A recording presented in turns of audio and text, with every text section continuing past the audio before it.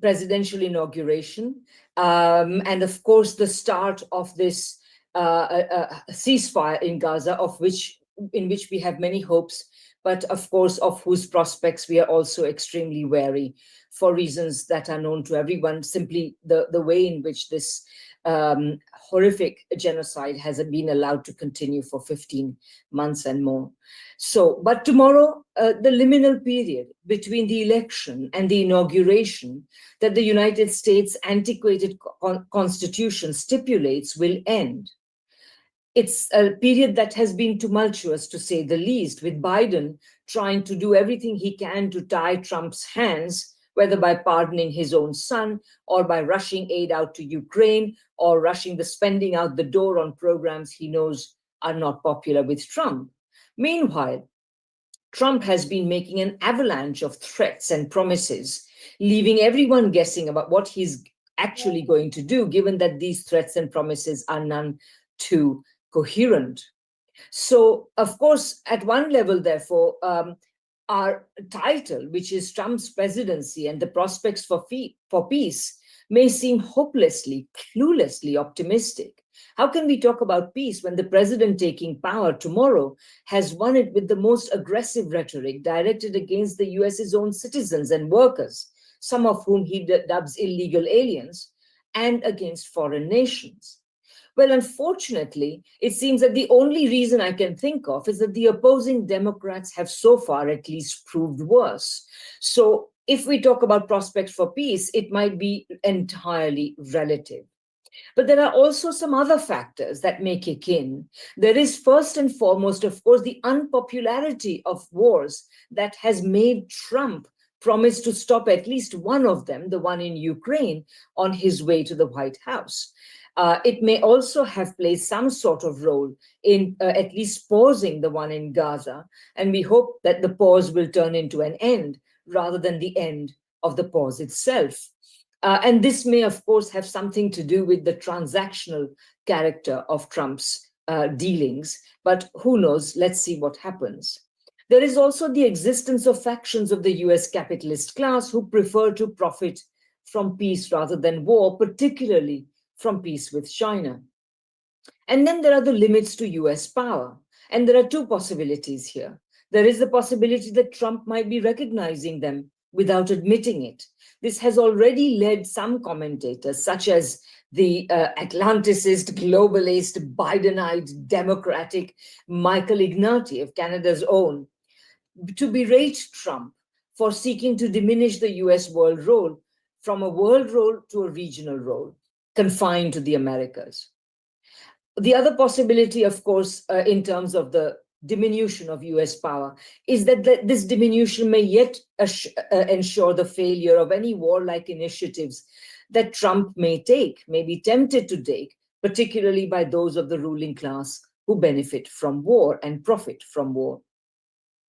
When Theodore Roosevelt was president, at a time when US power was rising, he was famous to use the aphorism frequently, the aphorism, speak softly and carry a big stick. In the age of declining US power, clearly, Trump has the opposite motto: speak loudly, speak much, and frantically wave your diminished stick.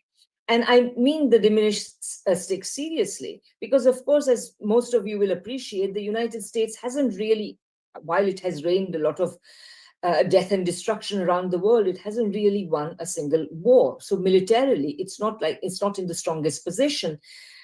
And of course, today, in terms of sending arms to Ukraine, it finds itself unable to produce even the ammunition or the appropriate arms that it would need to produce, even though it has the most it spends the most on its military of the next many states combined.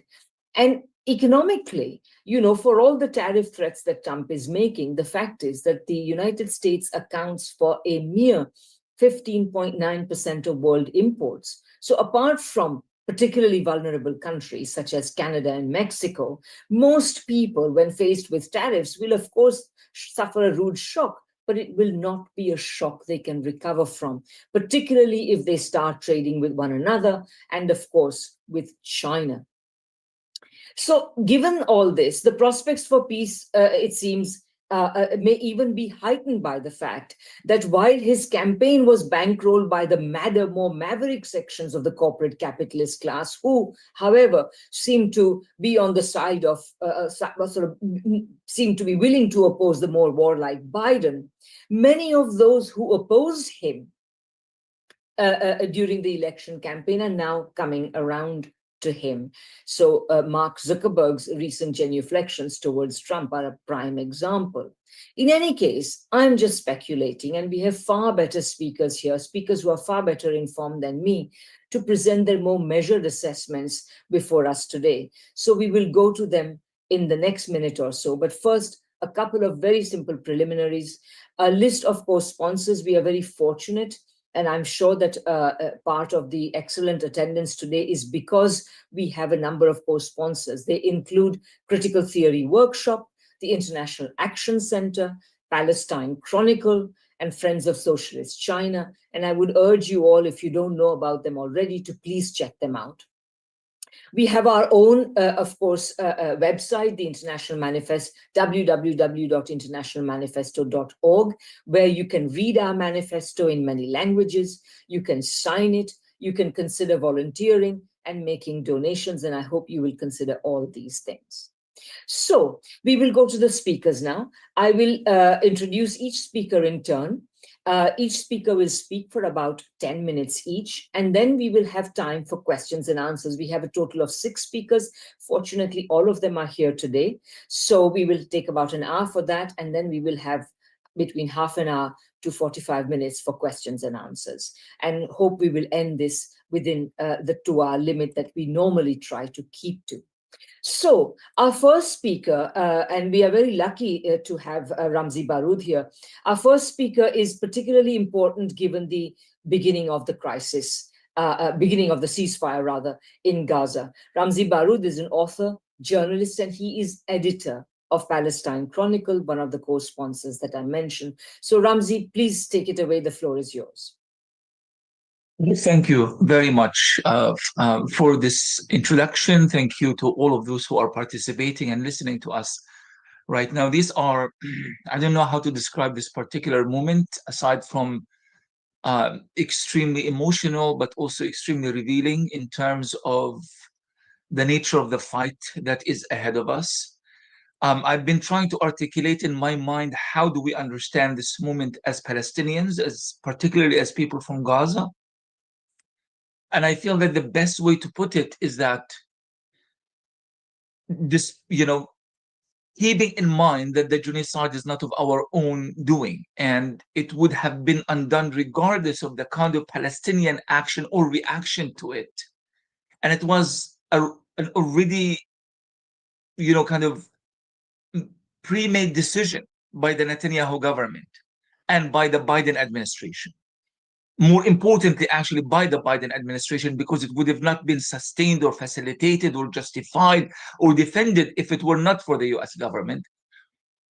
Considering all of this, and that we Palestinians had no control over how Americans conduct their foreign policy, how Israel conducts itself, it is the best possible conclusion.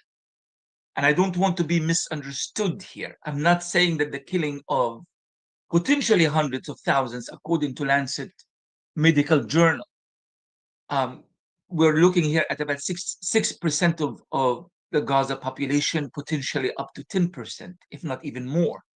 That is not a good conclusion. But the fact that we had no control over that moment, the fact that we persisted, resisted, we have created a new paradigm for resistance that should be studied.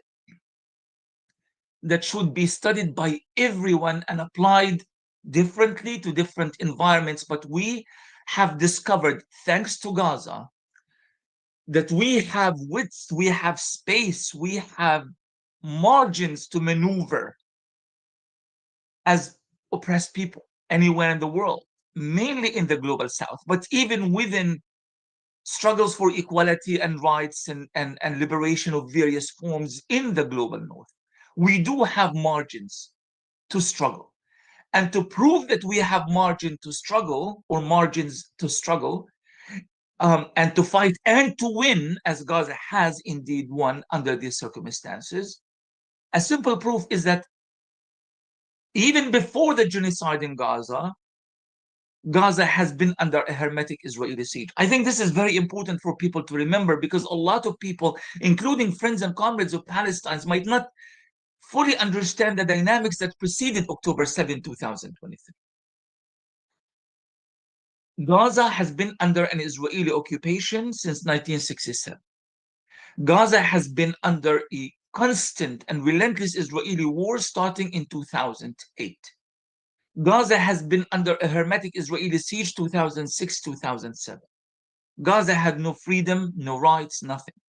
Gazans were malnourished before the famine started. Gazans were unarmed and isolated before the war started and before October 7th.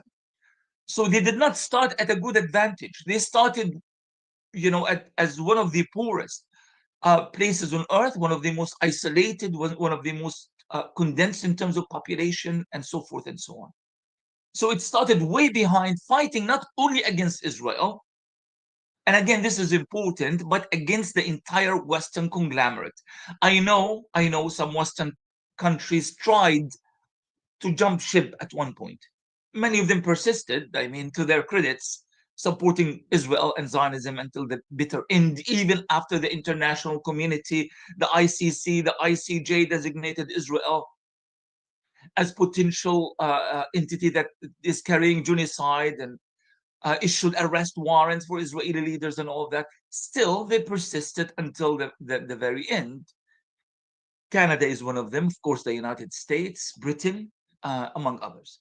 But that said, almost on the first or second day of the Israeli genocide in Gaza, you had 5 major world intelligence units operating from inside the so-called Gaza envelope, helping Israel gather information and conduct its genocidal war against the Palestinians. I think there were the US, Germany, Italy, Britain, and I think Canada is one of them. I'm not certain about that. But here you have it. Gaza is fighting against all Western major powers in all of their military equipments, in all of their intelligence. And lots of information also was revealed that Americans were on the ground. Although the American government denied that, but we have some serious investigative journalism showing that Americans were in fact on the ground, including the particular massacre in Nusayrat, where they killed 271 Palestinians, wounded 800, and destroyed an entire neighborhood. And just for the record, that's my neighborhood. That's where I lived. Everybody in it was killed or wounded to save the 4 Israelis, and the Americans were involved in it.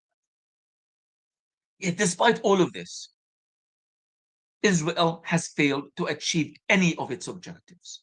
No destruction of the resistance, no ethnic cleansing of Palestinians to the Sinai Desert, no dismantling of anything, no imposing permanent security control over Gaza. None has been achieved. Now they are trying to play with words and no, we are going to keep some buffer zones and not buffer zones. They can say whatever they want to. They achieved absolutely nothing. At the beginning of the war, I'm going to try to time myself here. At the beginning of the war, an ex-Israeli general or an Israeli general who served at one point in the Israeli army was in an interview with Channel 14, I believe, said, he was asked to define victory and defeat. He said, victory for the Palestinians would be a single child in Gaza City flashing the victory sign at the end of the war. We need to make sure that that doesn't happen. And indeed, they really did their best. I mean, they killed 16,000 children. They wanted a lot more. Thousands of them are still under the rubble. They did the best they could to prevent that moment. Now the entire Gaza are in the streets of Gaza flashing the victory signs. So even according to that psychological definition of the war, Palestinians have won. Moshe Viglin, a former contender for the Likud party membership, close ally with Netanyahu, turned against Netanyahu at one point, also said that what bothered him the most is that the fear factor, he said, which is interesting. He didn't say Gazans or Palestinians. He said Muslims are not afraid of us anymore. Muslims are not, and that was for him the real crisis. They needed to have that fear factor. You can't tell me that Palestinians right now, despite of everything, they are living in fear. So there are so many obstacles that have been broken, so many issues that have been sorted out, and Palestinians emerge with this new spirit of victory that is unprecedented. And when I say unprecedented, I say it from a historical point of view. I've been helping my daughter do her finalize her PhD on Palestinian history and the British Mandate. And one of the books I'm helping her translate from Arabic to English is a book by a historian named Akram Zaiter, one of our very, very early historians about 100 years ago. And he talks about the fight and the resistance, the armed resistance, but the popular resistance, the strikes in Palestine in the early 1920s, all the way until the end of the 1930s. And as I'm going through all of this text, I am searching for a moment, despite the proud history of Palestinian resilience and resistance and popular resistance, despite of all of this, I couldn't find from that moment until today, until this particular moment, few hours ago, a moment in our history in which we can actually claim an actual victory, an actual military and people's victory over Israel. The psychological impact of this are dire for Israel. And the psychological impact of this for the Palestinians is going to be generational, and is going to be fundamental in changing the relationship between the Israeli occupation and Israeli apartheid and the Palestinian people, not just in Gaza, but everywhere else. This is the moment we are talking about. This is how history has been made. And again, back to the issue of margins. If Gaza has done this under with no resources, virtually no resources, and during a state of famine, who is to say that oppressed people in far more privileged, and I'm not trying to undermine the struggle of any nation. I am based in the US right now, and I know the kind of struggles, and I know the socioeconomic disadvantages of many oppressed groups and many minorities and so forth. And I've traveled many parts of the world, from South America to China, and I know the kind of struggles that exist in other parts of the world. But considering that the hardship faced by the Palestinian people, that is something that is really even difficult to describe by words. I think other groups are in a much more privileged situation in order for them to actually sustain a long-term fight with very specific goals and ultimately win. And we need to take advantage of this. Yes, we need to talk about the victimization of the Palestinians. Israel has to be held accountable. International law has to apply. We need an era in which we change the relationship between the application of international law and the rest of the world, especially in the global south. Yes, we do need that, but we cannot take this from the Palestinian people. We cannot steal their moment of victory and glory, not just for the Palestinians' sake, but for the sake of all of us. Because what happened in Gaza today means hope. When a small, isolated group of people win against the entire Western military conglomerate, anything is possible. I'm going to stop here. Thank you so much, Ramzy, for that absolutely inspiring and moving speech. I think you have touched us all with those, I think, very heartfelt thoughts. And I'm sure most of us agree with you. And if we do disagree, it might just be because we just can't believe the you know, what has happened and how wonderful it is and how long can it last. But okay, let's go to the next speaker. Our next speaker is Jacquie Luqman.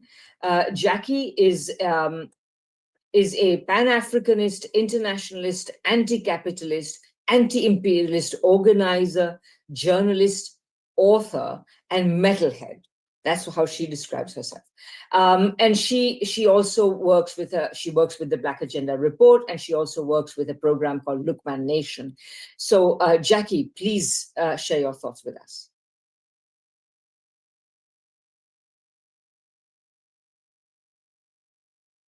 Are you muted, Jackie? Where are you? Apologies, I'm trying to find her. Just a second.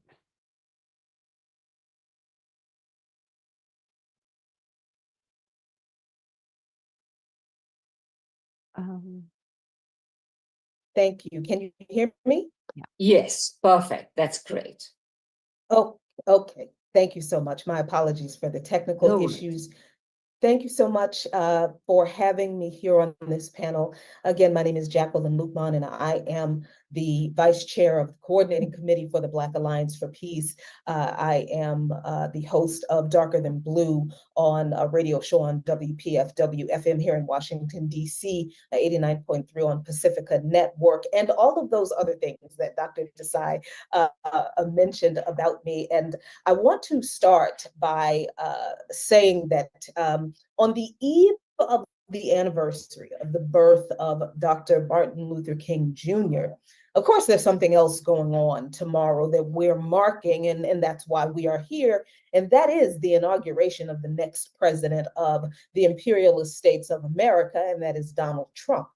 Now, a lot of people are very angry and are very worried and afraid about the inauguration, about the Trump presidency generally, and particularly about the inauguration being on MLK Day. But I actually believe the convergence of dates this year for this inauguration is auspicious because it gives me the opportunity to raise the issues again that Dr. King raised in his Beyond Vietnam speech. And I want to first say that the entire title of the speech is actually Beyond Vietnam, Time to Break the Silence. That was delivered on April 4, 1967 at Riverside Baptist Church in New York City. Now, in this speech, King raised the triple evils of racism, poverty, and militarism, plaguing this country in its society and impacting the world. And what King was alluding to is what we in the Black Alliance for Peace recognize as imperialism, which is why BAP was founded on April 4, 2017, to commemorate this pivotal address and as a means for us to pick up the mantle of Dr. King and raise the consciousness of the masses in this country to the issue of imperialism that he spoke of. And we exist to carry that cross, so to speak, that he bore. So many people today believe we are facing a second inauguration of Trump, and what many people fear will be increasing fascist repression against marginalized groups and expanding war because enough people didn't vote for Kamala Harris, because too many people voted for third parties or didn't vote at all in the recent presidential election. But we in BAP understand that we have arrived at this point because the American left has not been as successful as we need to have been in advancing King's anti-imperialist mantra. See, if we had, I believe there would be no confusion about the two wings of the bourgeois kleptocracy that we live in the United States under, represented by Democrats as well as Republicans, that advance the interest of the dictatorship and finance capital over the people. Currently, there is a grave challenge facing the left in the United States.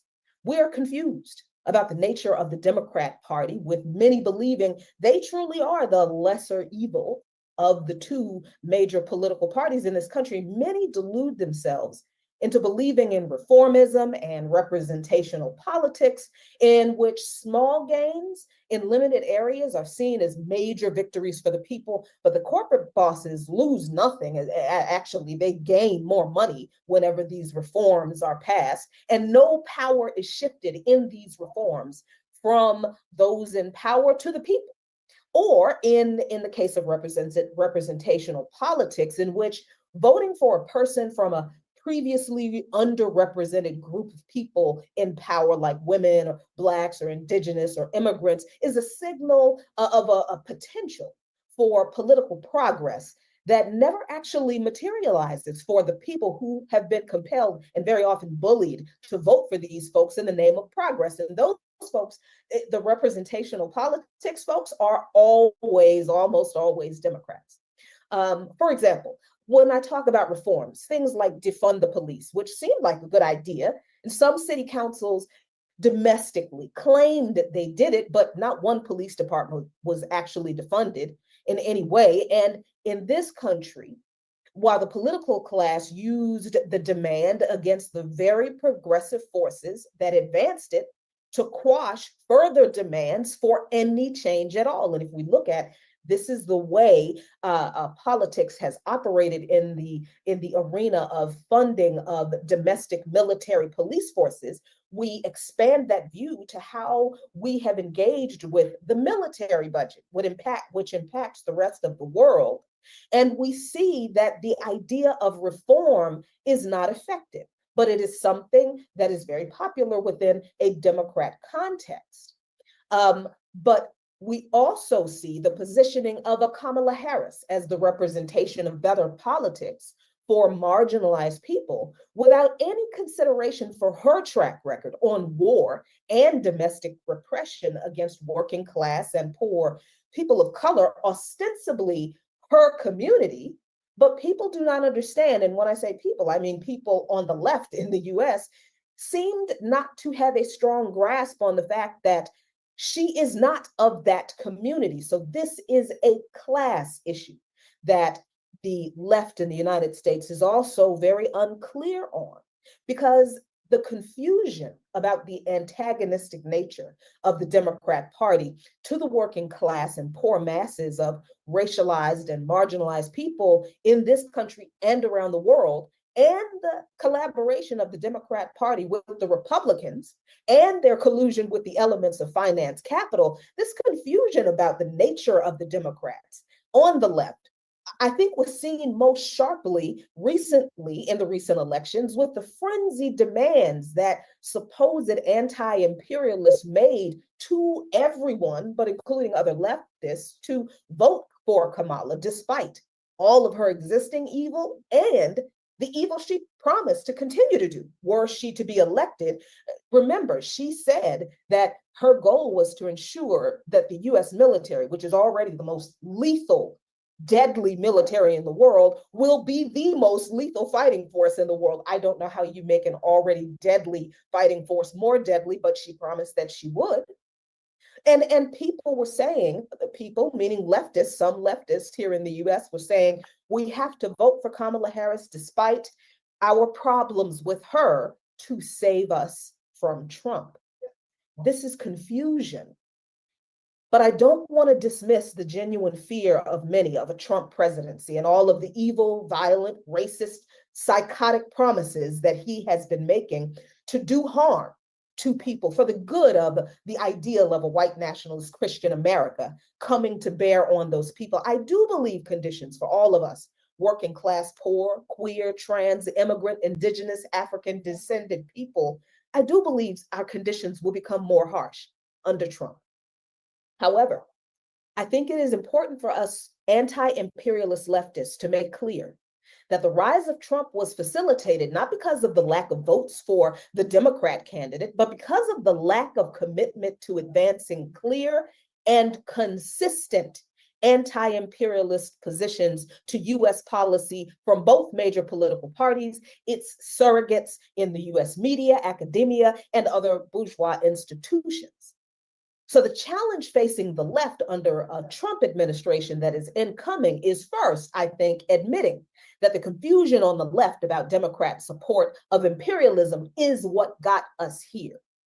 Left support of imperialist warmongering against Russia, war rhetoric, the support from the left against some war rhetoric against China, and now, as we have seen, support of the imperialist US-backed coup in Syria has obscured Dr. King's clear admonition of US militarism and the money that goes to the war machine that destroys working class, poor, peasant people around the world, instead of that money going onto the plates of the same class of people here, creates the situation we're confronted with now, in which Trump is held up as up to the masses as a figure of singularly unique oppression. And some say fascism or proto-fascism or whichever term you would like to use.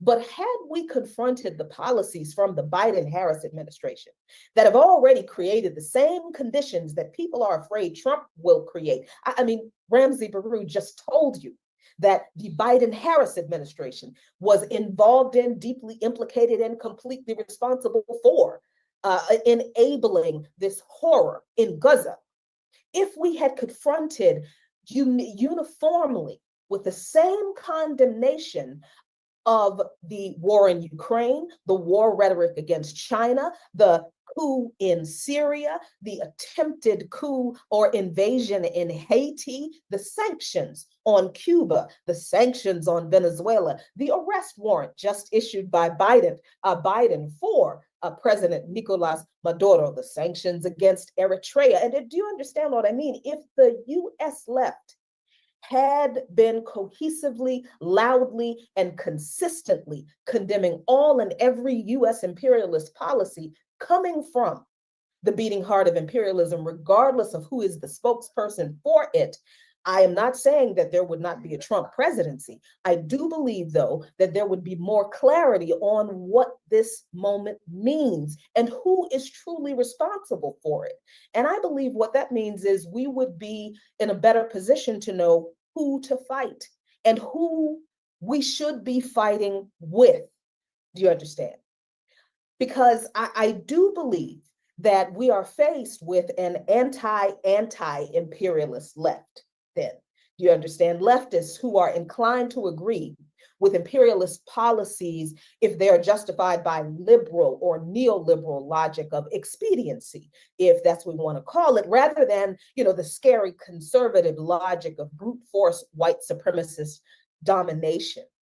What we're faced is a social imperialist left in which there is a labor aristocracy where the class interests of people in the United States, where we have more in common, the working class of all walks of life have more in common with each other, regardless of our ethnic, religious, racial, or cultural differences than we do with any of the politicians of any major or minor party or any of the corporate interests. And if we understood that and were consistent in working toward that, we would also understand that our interests are more in line with people of our class around the world, more than we have allegiance with those who have a D behind their name in the political arena here. We are faced with a labor aristocracy that has sold out the interests of the working class and poor people in this country to the petty bourgeois, or rather, I'm sorry, not the petty bourgeois, the bourgeois class, the finance capitalists, lending validity and legitimacy to the dictatorship of finance capitalists among the working class in this country, which undermines the struggle for anti-imperialism and the struggle to destroy this imperialist system in this country to save the rest of the world from it, from the entire kleptocratic imperialist system, not just from one person that the system creates. Do you understand? So if you could wrap up quickly, Jacquie. Yes. If you could wrap up. Yes. So in closing, I say that certainly this moment is frightening for many people, but it is not hopeless, because what we must do is stay true to clear and consistent anti-imperialist ideology and struggle along those lines for class solidarity among all groups of people, ensuring everyone's people-centered human rights against all imperialism. That is our task before us. Thank you so much. Thank you so much, Jacquie. That was really, again, a very important intervention, reminding us of the obstacles in the way of removing these imperialist governments. And one hopes that they can be overcome, but at the moment, there does not seem to be very much sign. But I think with people like you battling it out, we hope this will happen sooner than later. Andrew Murray is our next speaker. Andrew is a trade union leader, and he's also a leading member of the Stop the War Coalition. Please take it away, Andrew. You've got 10 minutes. Thanks. Thank you, Radhika, and thank you for the invitation to speak this afternoon. I was going to start with a reference to a very famous British sitcom called Dad's Army, about the Home Guard in the Second World War, it occurs to me that given the international nature of our audience today, this may be entirely unintelligible to some of you. But anyway, there was a character in that called Corporal Jones who was famous for running around saying, "Don't panic, don't panic." And I think that has to be where we start from today on the eve of President Trump's re-inauguration as president. Because in 2016, after his first election victory, there was a sort of pandemonium on the left in Britain, as there no doubt was elsewhere, about him arriving in the US presidency. Some of that was no doubt has been proved to be well merited in relation to his racism, his misogyny, what's acknowledged by his own close advisors from his first term as his fascistic tendencies. And I should probably say here, I am really only going to be addressing Trump's domestic, international politics today. Obviously, American comrades will have their own views, and Jackie has just expressed them clearly about the new president.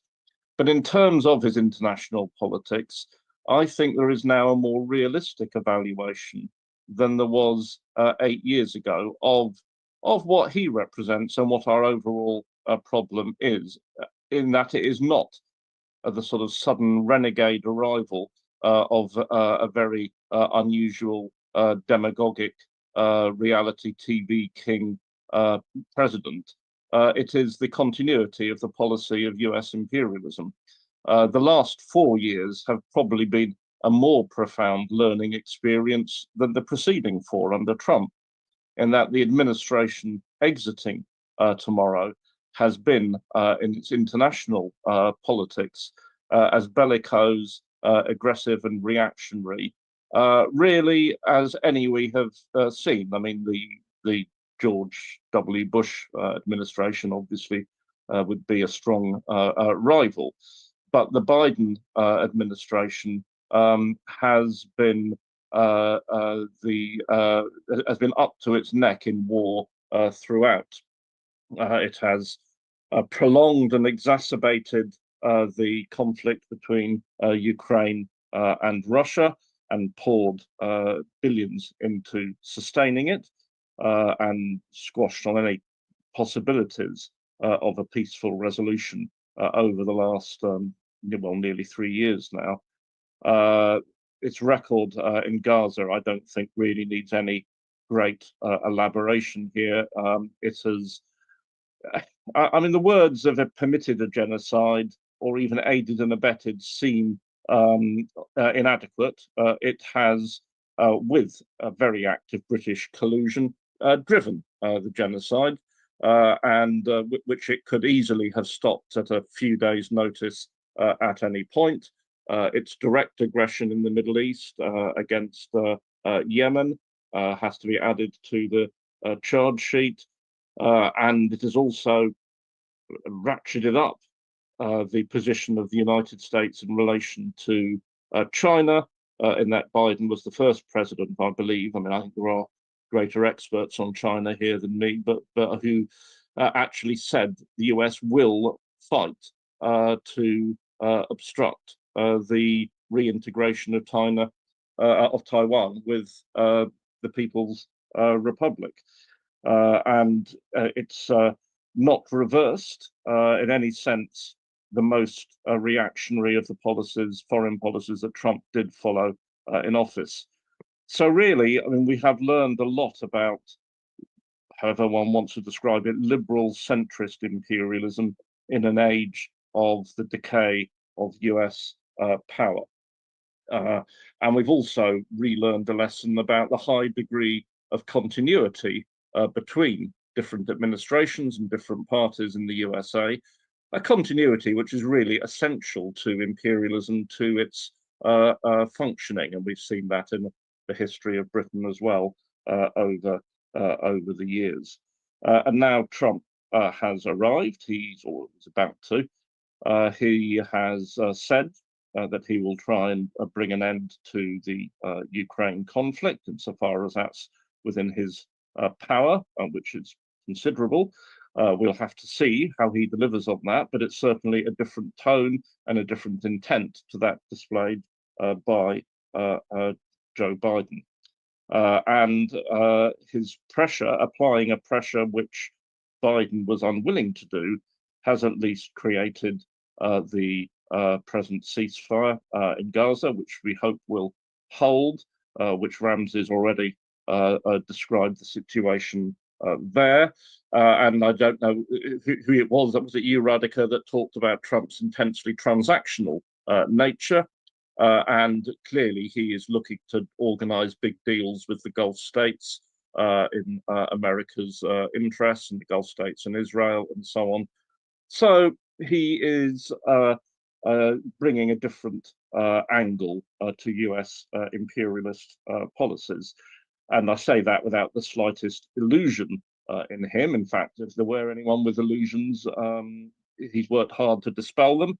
I've never yet thought I would have to march under the slogans of hands off Greenland or solidarity with independent Canada, but these things may now be forced upon us as an aggressive American nationalism is promoted. And it's worth, I think, just spending a second that this America firstism, which in any event is only a part of the Trump supporting coalition. It's an element of it. There's more conventional neoconservatism inside his tent as well. It cannot really be isolationism. There is not the possibility of Washington, any administration, following an isolationist policy. Of course, there can be different priorities, but American imperialism, as I think Jacquie has just described very eloquently, remains the main orientation, and that is incompatible with any form of isolationism of any sort. And his policy is more America first, or America above all, and we will have to see the consequences of that. In the anti-war movement in Britain, our line has been we don't cheer for Trump or cheer for Biden. We don't cheer for Republicans or Democrats.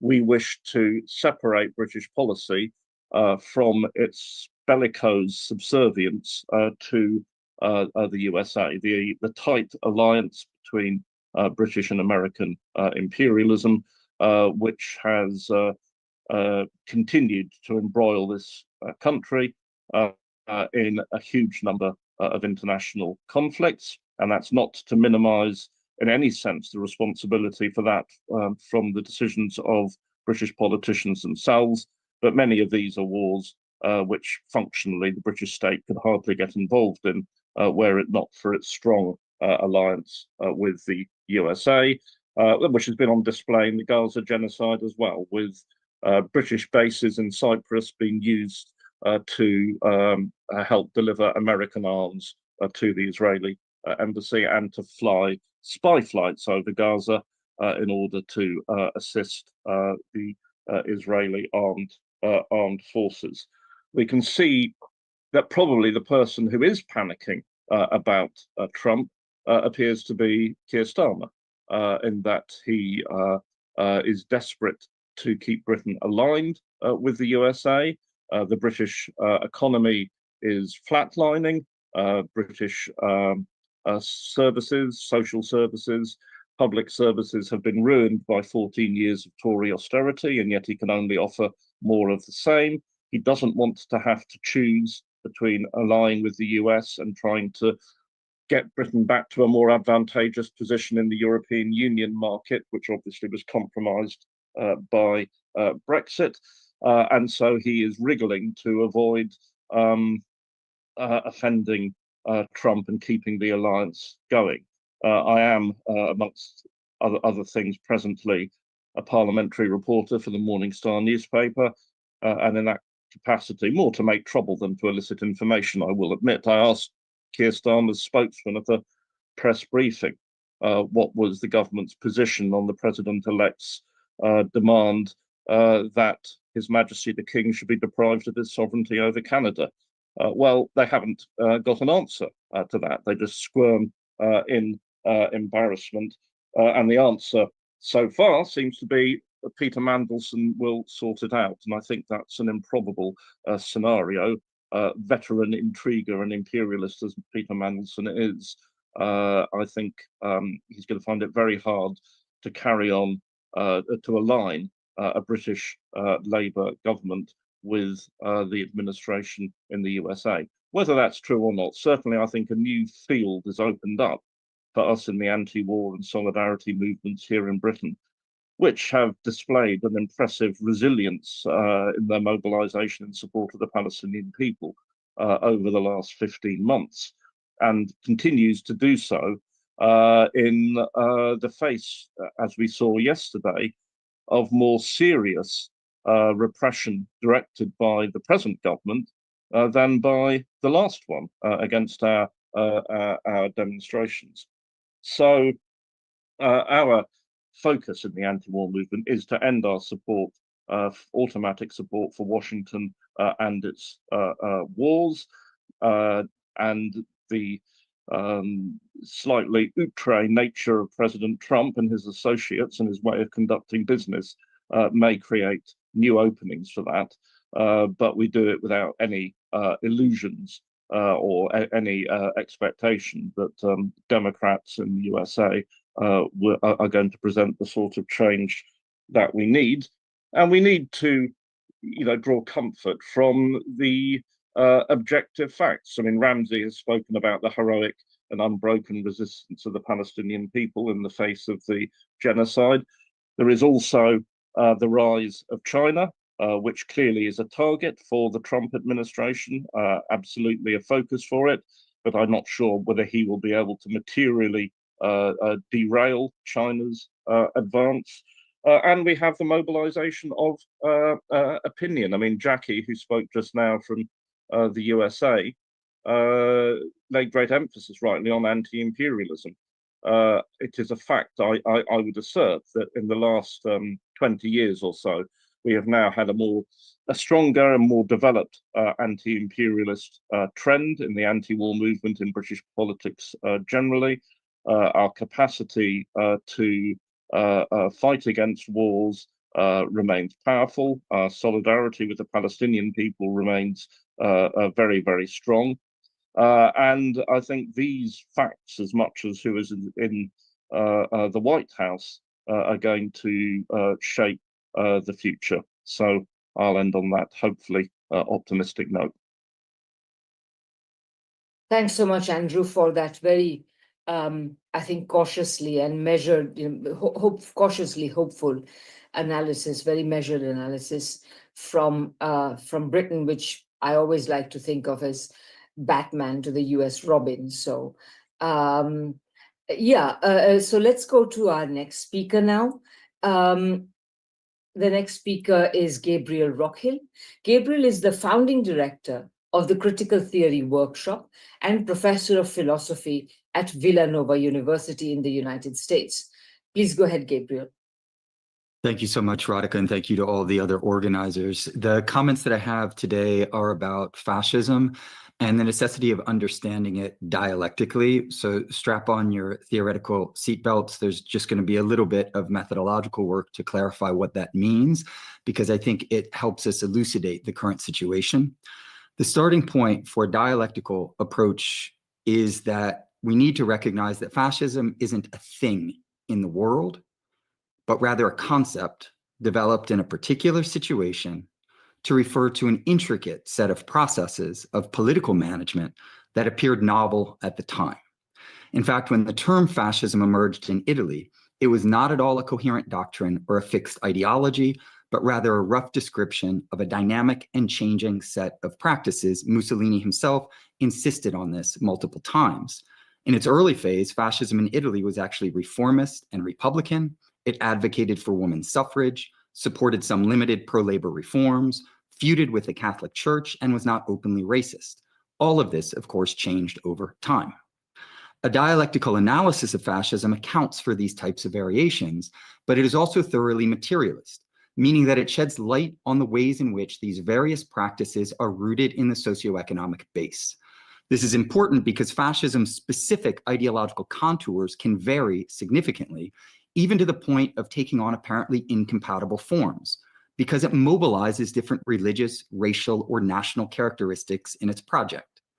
It can be, for instance, white supremacist and German ultranationalist, as in the case of Nazi Germany, but it can also be animated by Jewish fundamentalism or Islamic fundamentalism in other contexts. Its consistency from a dialectical materialist point of view is to be found in its relationship to the socioeconomic base, not the ideological superstructure. Fascism is best understood as a form of capitalist, social and political management that is more heavily relied on in times of crisis as, quote, the final solution to the class struggle, as Michael Parenti said. Fascism has been used to different degrees on various populations. Far from being incompatible with liberal democracy, I've elsewhere argued that it often functions in tandem with it. Consider the case that the United States, which maintains a bourgeois liberal democracy on the home front, nonetheless supports, and this is a quote from Victor Marchetti of the CIA, every half-assed dictator, military junta, oligarchy that existed in the third world, end quote. The incoming Trump administration will not change the course of US foreign policy in this regard. Having filled his administration with neoconservative war hawks, it is on course to pursue imperialist objectives in West Asia and intensify the hybrid war on China, as well as progressive states and movements around the world. This imperialist tactic is slightly different than the Democrats, who have been focused on the proxy war in the Ukraine against Russia, but the overall strategy of strengthening US-led imperialism in a moment of decline is the same. It is certainly the case that the Trump administration has worked to present itself as if it were dedicated to global peace, when in fact it is above all devoted to pursuing imperialist hybrid wars while using some different tactics than the Democrats, in part to make it look like they're doing something fundamentally different. Regarding domestic policy, the United States has historically maintained a bourgeois democracy, but there is also, at the same time, a very powerful police state that makes constant war on the most oppressed and exploited members of the working class, particularly the immigrant population and racialized groups. Victims of this police state, such as George Jackson, have described it as fascist in its repression of the working class. And the US has established, of course, the largest prison and detention system in the world, not to mention a global system of carceral black sites. In spite of some tactical disagreements, both Democrats and Republicans partake in what we might call imperial fascism around the world and police state fascism on the home front, while nonetheless maintaining a bourgeois liberal state. If we engage in a dialectical rather than a non-dialectical analysis, then we can identify these different processes of governance as part of an overall system. Liberal democracy manages the professional managerial class stratum and the upper layers of the working class, as well as acquiescent members of the domestic population. Fascism is unleashed on the non-acquiescent workers of the global South, as well as the racialized and potentially insurgent underclass on the home front. Rather than complete opposites, these modes of governance function as the good cop, liberalism, and bad cop, fascism, of capitalism. What a dialectical analysis allows us to see is that just like the notorious interrogation tactic, the good cop and the bad cop, as much as they would like us to believe that they have opposite agendas, are working together toward the same fundamental goal, namely the maintenance or expansion of capitalist social relations. Trump has been very explicit about intensifying the war on the most oppressed and exploited members of the working class, and this is the material objective behind his racism and misogyny. He seeks to escalate the war on the working class by targeting its lowest tiers in order to drive wages and living standards down for all workers. This is all packaged in an ultranationalist, religiously inflected ideology of scapegoating, a tactic taken directly out of the playbook of so many fascist demagogues.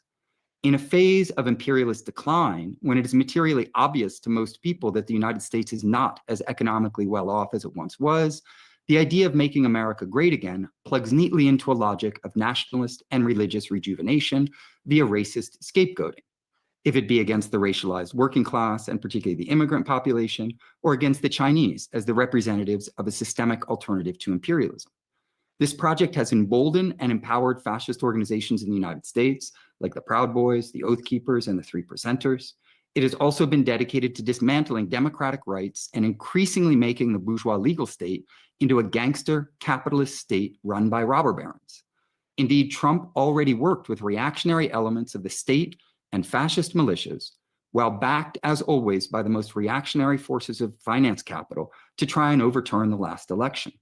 He's also on record repeating that the 2024 election was the last one. What a dialectical analysis of fascism reveals is that it is a process of socio-political management that comes in many different degrees, and our analysis needs to be fine-grained enough that it is attentive to all of the dimensions of governance. It is true that there is not, at this point, an open fascist dictatorship in the United States, which is a very good thing. Anyone who is serious about practical politics should defend liberal rights and democratic rule over and against their fascist annihilation. What the incoming Trump administration represents, then, is an ongoing intensification of imperial and police state fascism, combined with an open war on democratic rights, a rolling back of the bourgeois rule of law, and an effort to embolden parastate fascist forces. When people claim that Trump has no ideology or is just an opportunist, they often accept, at least implicitly, the psychologizing descriptions of him promoted by public relations firms, which present him as an idiosyncratic outsider rather than a gangster capitalist with a very clear agenda. His discursive provocations, which sometimes appear erratic, are so constant that people should recognize them for what they are, a successful tactic for staying in the media limelight, regardless of whether or not he acts on them. If one examines his actions and not just his words, it is crystal clear that he has never been so erratic that he decided, out of the blue, to reject imperialism or embrace socialism. Moreover, opportunism, we should remember, is a dominant ideology under capitalism, and it has never been incompatible with fascism. If we see through the psychologizing public relations hoopla about Trump's idiosyncrasies, which endeavor to singularize him as a subject to such an extent that he's severed from the system that produced him, we can appreciate the fact that his ideology is actually on constant display and is absolutely consistent. He's pro-capitalist, pro-imperialist, anti-communist, racist, misogynist, ultra-nationalist demagogue. We are therefore at the dawn of what certainly looks like a very dark chapter of US politics, both at home and abroad. As it continues in fits and starts its imperial decline, its ruling class is desperately looking for strategies to rejuvenate its super profits of yesteryear and beat back the perennial threat of socialism posed most strongly by China. Capitalism in crisis is what is driving the growth of fascism in the United States and across the capitalist world. It is imperative to recognize it for what it is in order to take all of the necessary countermeasures. Thank you. Thanks so much, Gabriel, for that very important reminder that what Trump is doing brazenly and openly is what the Democrats have been doing hypocritically all this while, and therefore there's really no reason to expect any great change between the one and the other in substance. That's very important.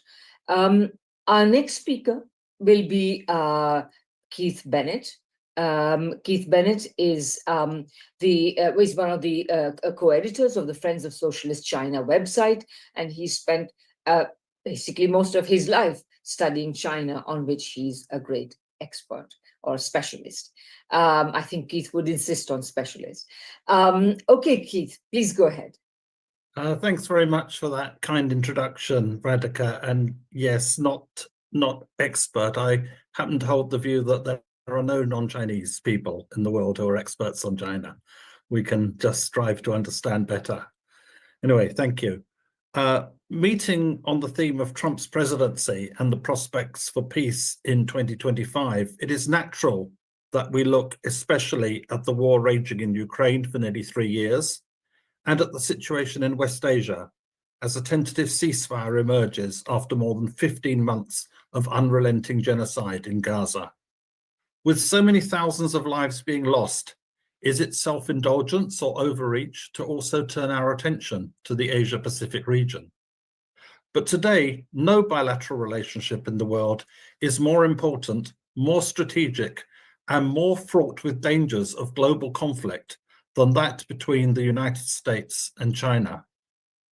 Faced with the peaceful rise of China, a rise unparalleled in human history, it has essentially become a consensus among the otherwise contending wings of the US ruling class that the preservation of US global hegemony necessitates taking China as Washington's principal adversary, from Greenland to the South Pacific, and from semiconductors to social media.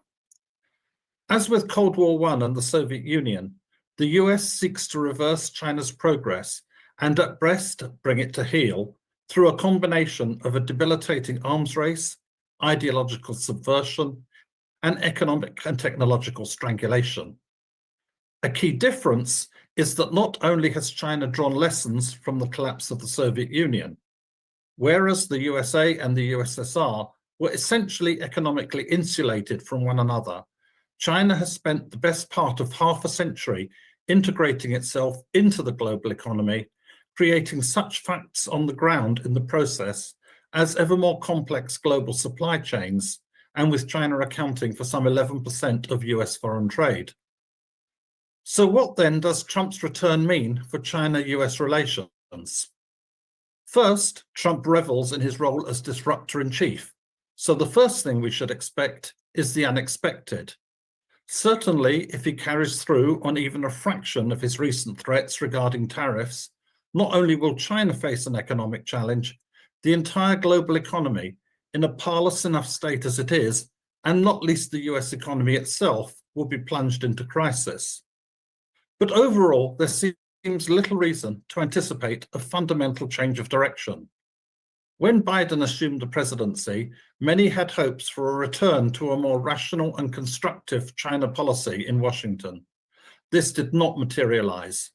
Far from reversing Trump's anti-China measures, the Biden administration ratcheted them up substantially, especially in terms of trying to restrict China's access to computer chips and other advanced technology. And as Andrew just pointed out, Biden was the first US president, at least since the United States and China formally established diplomatic relations under Jimmy Carter, to state that the United States would fight in defense of Taiwan.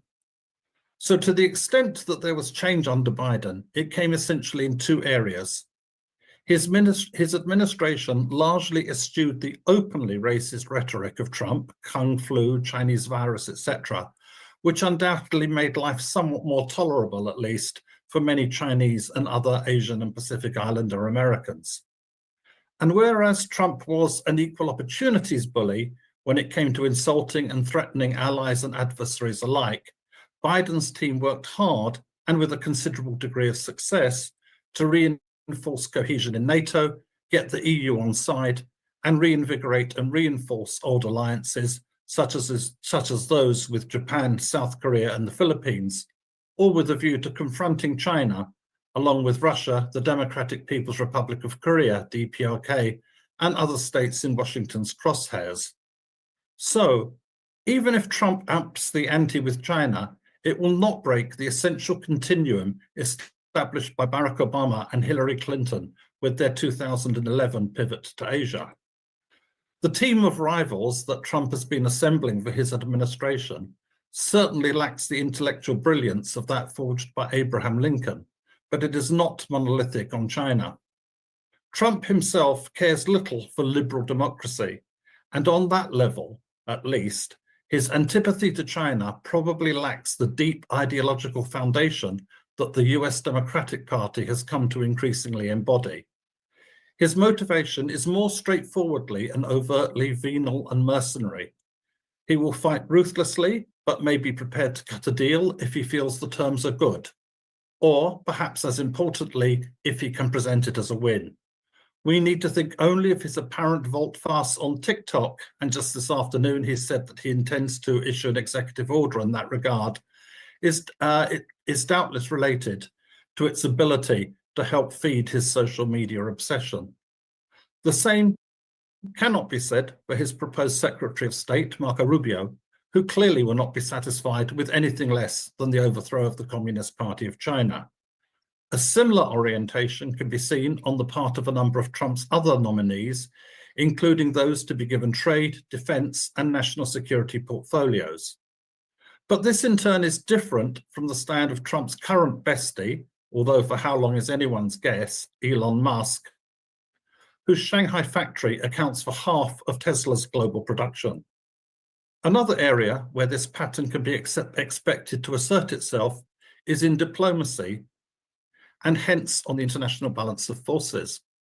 As mentioned, while the Biden administration strove with considerable success to unite the imperialist camp, in the case of Trump, from Angela Merkel to Justin Trudeau, if there's one thing he seems to enjoy more than insulting America's adversaries, it's insulting America's allies.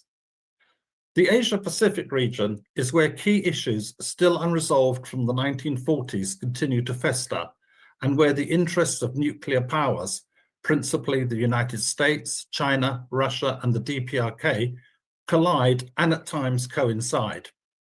How will Trump in his second presidential term react to tensions in the Taiwan Straits or the South China Sea? On the Korean Peninsula, will he once again resort to threats of unleashing fire and fury, as he did in the early stage of his first presidential term, or will he seek a further meeting with Kim Jong-un? No other serving US president ever dared to meet the top leader of the DPRK, something that Trump did 3 times, even accepting Kim Jong-un's invitation to step into the DPRK itself. Even after negotiations broke down, the two men are understood to have continued private correspondence. On the campaign trail, Trump spoke of his relationship with Kim Jong-un and of his desire to get back to dialogue. But the DPRK is not the same country as in Trump's first term. Its nuclear weapons program, along with its delivery mechanisms, is considerably further advanced, and its international position apparently strengthened by its new strategic alliance with Russia. On the other hand, the DPRK appears, at least for now, to have tired of the volatile, unpredictable, and unreliable diplomacy of the USA, which had stymied and frustrated some 3 decades of DPRK efforts to normalize relations. Regarding China, as Inauguration Day tomorrow looms, Trump appears to be playing the same game of personalized diplomacy. An invitation to President Xi Jinping will see the unprecedented attendance of Vice President Han Cheng at tomorrow's ceremony. Commenting on his phone call with President Xi on Friday, Trump said it was a very good one for both China and the USA.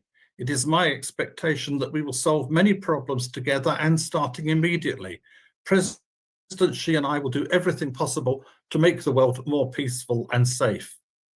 According to China's Xinhua news agency, Trump thanked Xi for his congratulations, saying that he cherishes his great relationship with Xi, hopes to continue to maintain dialogue and communication, and looks forward to meeting Xi at an early date. The United States and China are the most important countries in the world today, and they should maintain long-lasting friendship and work together to safeguard global peace. Of course, Trump never seems to have a phone call with another world leader that he doesn't seem to think has gone great. And just the day before, the Chinese Foreign Ministry spokesperson slammed comments by Marco Rubio as unwarranted attacks after the senator in his confirmation hearing called China the most dangerous near-peer adversary the US has ever faced. But significantly, there has been no repetition of Trump's December 2016 pre-inauguration phone call with the secessionist leader of China's Taiwan province, although there will be quite senior Taiwan representation from both the ruling DPP and the opposition Kuomintang at tomorrow's inauguration. And last night, describing it as an exclusive, the Wall Street Journal reported that Trump had told his advisors that he wants to visit China within his first 100 days in office. Perhaps significantly, the Xinhua news agency was quick to report on this. How these relationships play out will have a major bearing on the future of the world in the coming period. Thank you. Thank you so much, Keith. That was absolutely so informative, really, really thought-provoking. Thanks very much. All the small things that may be important and different is what you focused on, and that's really great. We can now go to Sarah Flounders, our last speaker. And please note that after Sarah has spoken, we will have time for questions and answers. So please collect them. If please also, in the meantime, if you want to ask a question, locate the raise hand function, which will be somewhere along that bottom set of buttons. And it may be hidden behind one of them. So please look for it, because you'll be able to put your questions yourselves. Okay, let me just introduce Sarah briefly. Sarah Flounders is a long-standing political activist and author based in New York. She's contributing editor of the Workers' World newspaper and a leader of the United National Anti-War Coalition, the International Action Center, and the Sanctions Kill campaign. So Sarah, please go ahead.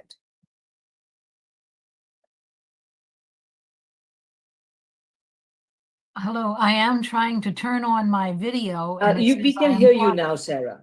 Oh, you're trying to turn on your video. I wonder what happened. I don't know. It says I'm blocked by the host. So if somebody there can turn me on, that would be okay, appreciated. Let me see. Sarah. Okay. I'm going to make you co-host and see if that makes a difference. Can you turn? Oh, I know what it is. Oh, why can't I? I've made you co-host.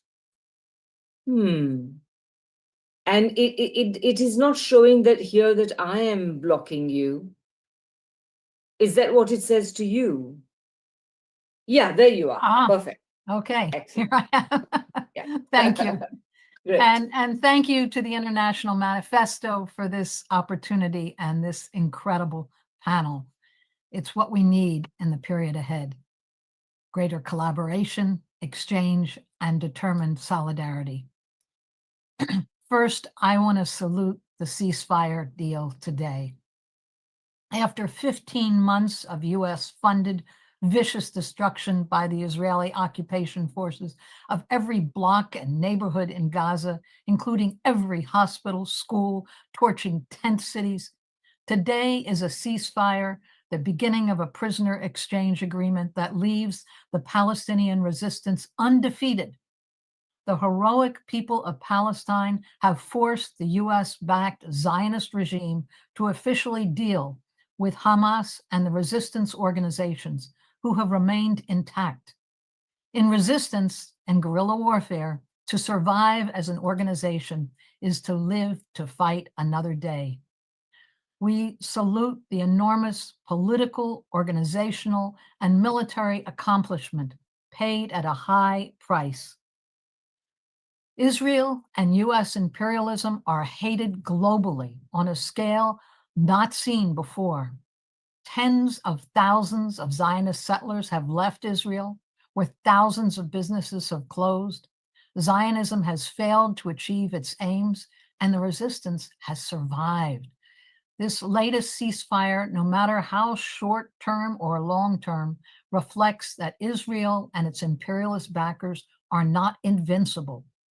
The complete inability of Israel in more than 15 months of bombing, backed by the US and the other imperialist powers, to defeat the Palestinian liberation struggle and the revolutionary unity of the axis of resistance confirms the limits of US power. This ceasefire confirms that resistance, unity, and political morale are stronger than the most brutal, advanced, high-tech weapons. Now, let's talk about the Trump presidency and the prospects for peace in 2025. You can't put the two together. There is no prospect of peace. Trump is not offering peace. The MAGA slogan, "Make America Great Again," is a war cry. MAGA is also an out-of-date wish list. It confirms just how out of touch the US ruling class establishment is with the world today. US hegemony is gone, but US imperialists in their arrogance can't see the facts on the ground.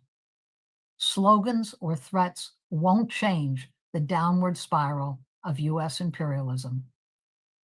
Wars in Afghanistan, Iraq, Libya, Lebanon, Syria, Yemen, total support of the Zionists in Palestine, NATO war in Ukraine, sanctions on 40 countries, a third of the world population, threats on Korea and Iran, efforts to encircle China. They're all massively destructive, fabulously expensive. It includes the use of mercenary armies, proxy forces, thousands of US-funded NGOs. But 2 decades of nonstop wars have failed to turn the US global position around.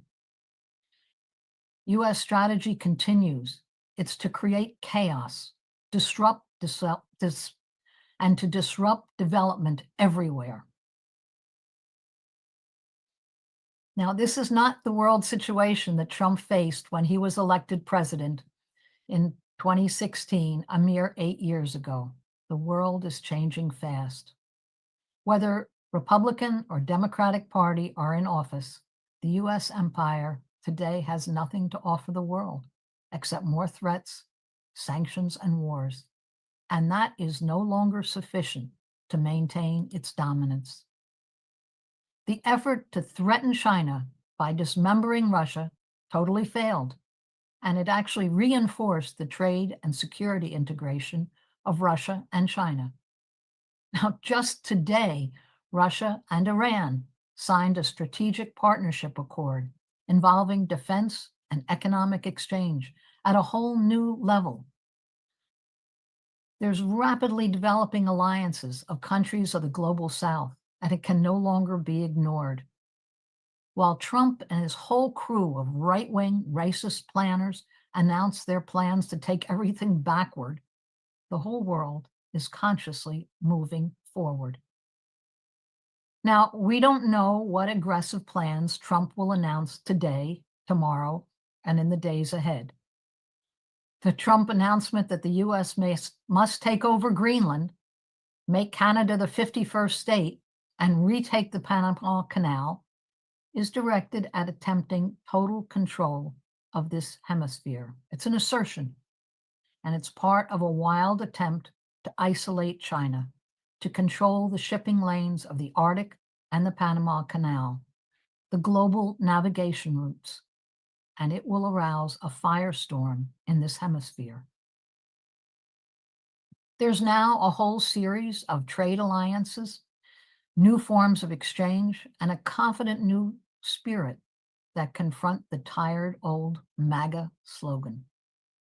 China's Belt and Road Initiative, involving 150 countries, it's the most ambitious infrastructure project ever conceived.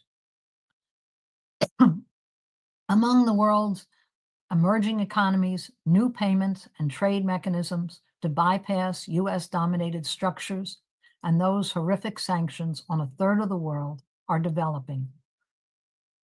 More than 30 countries have applied to join BRICS. There's the Shanghai Cooperation Organization.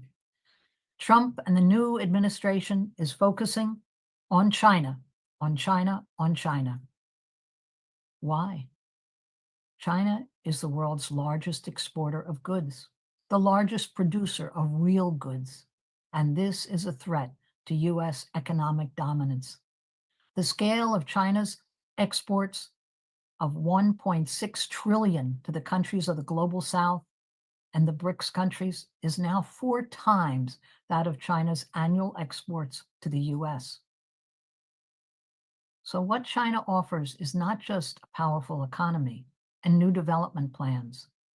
Because China's socialist base isn't driven to maximize profit for its private shareholders in every possible transaction, the government is able to introduce a wholly different approach to development.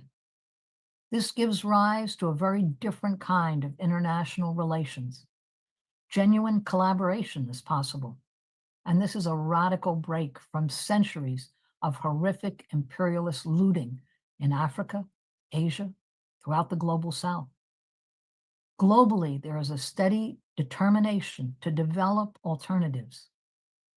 And because US imperialism is incapable of any project that's not immediately profitable for its corporate investors, it's only able to issue streams of threats, warnings, and false information against Belt and Road development projects.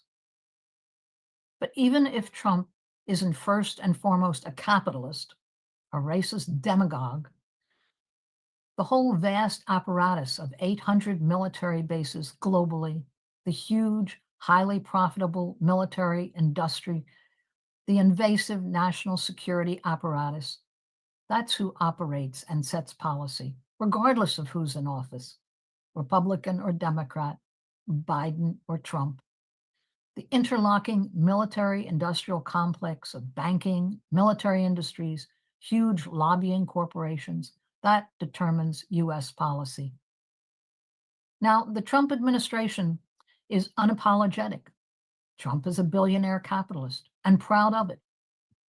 He can only survive, though, by providing new sources of profit to the corporate elite. And that means looting Social Security, turning it over to Wall Street, or drastic cuts in social services, every conceivable service, or investing US funds in cryptocurrencies. It's all economic growth and profit based on wild speculation.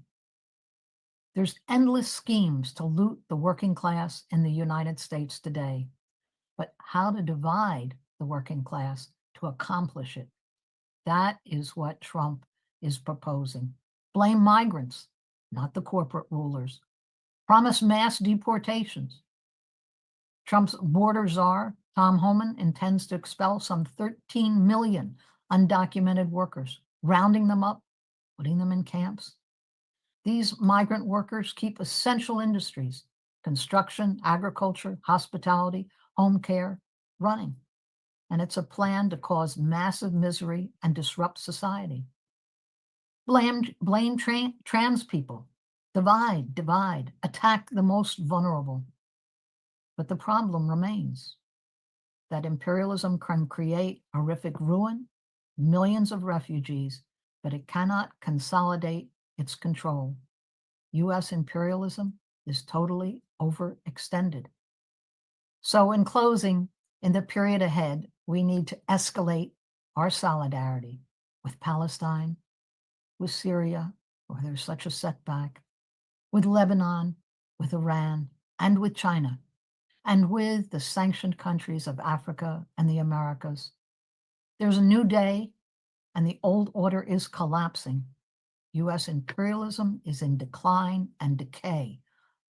There are numerous emerging alliances.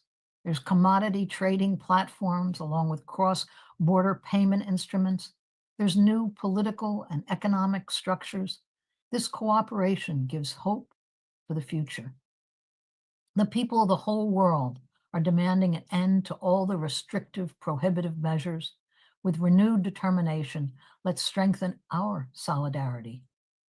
I'll end with a salute to the heroic people of Venezuela, a salute to the elections in Venezuela, a salute to the new Federation of the Sahel in Africa, and to Palestine and continued resistance. Cooperation and development among all the people of the world is the only way forward. Thank you. Thank you, Sarah. It was such a quietly grim picture you paint. I was reminded of Yeats's poem, whose first line goes, turning and turning in a widening gyre. The falcon cannot hear the falconer. Things fall apart, the center cannot hold.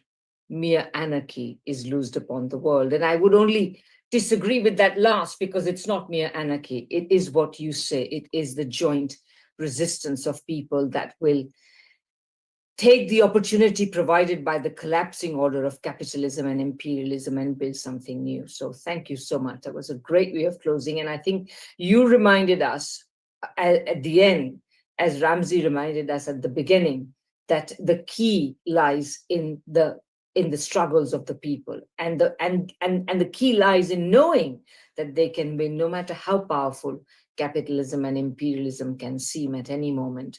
Thank you so much. I see that our speakers have been extremely inspiring, and I already have 5 hands up. And I propose to take those 5 that are already up now. Please be brief in your questions. Then I will give all the speakers an opportunity to respond, and then we'll see if there are any more hands that have gone up. So I'll begin with, and please try to keep your interventions to no more than 1.5 minutes, maximum 2 minutes. Millie Esther, please go ahead and ask your question.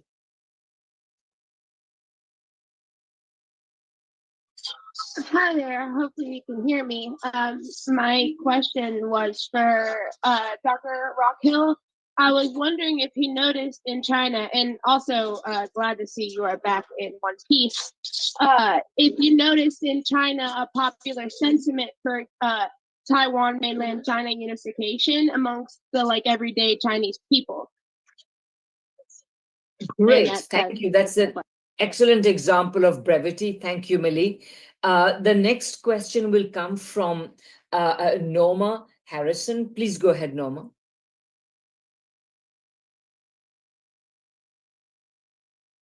Oh, yes, 1 second. There you go. I'm asking you to unmute. Okay. Great.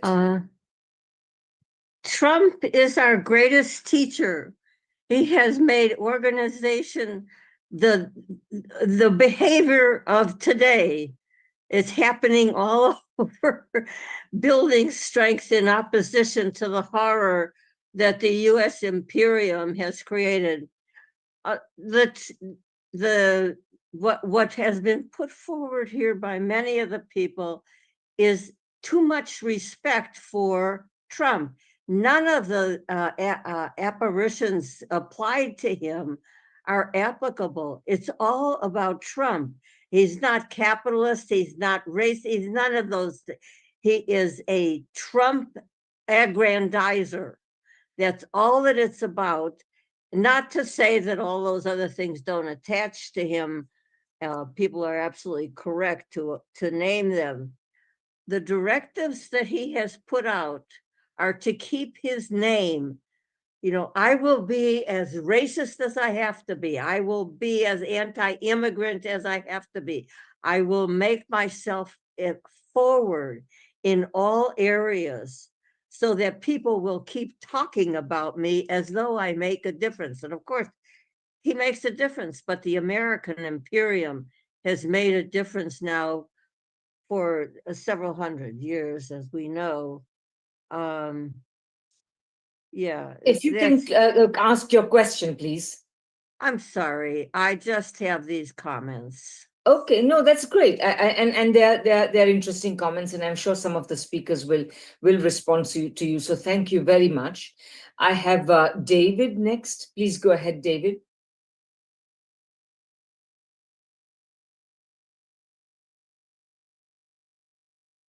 Oh, sorry, hang on. I keep forgetting. There you go. Please unmute yourself. Yes. I'm okay? Yes, absolutely. We can hear you. Yeah, okay. I'm a senior citizen. I have a disability. I've been abused and neglected all my life, denied employment. I had been doing low-level general labor jobs all my life. And I've been ripped off and scammed of most of my savings. And I have an older brother. He takes care of me. He supports me. If my brother ever died in this capitalist system, you know, it doesn't work. That's what I got to say, you know. Very important. Thank you so much, David. We have next Dan Yassin.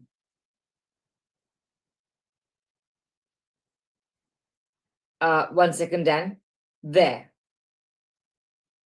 You should be able to unmute now. Yes, it looks like you are. Thank you, Radhika, and all the co-hosts and all the groups for a wonderful panel. Speakers were great.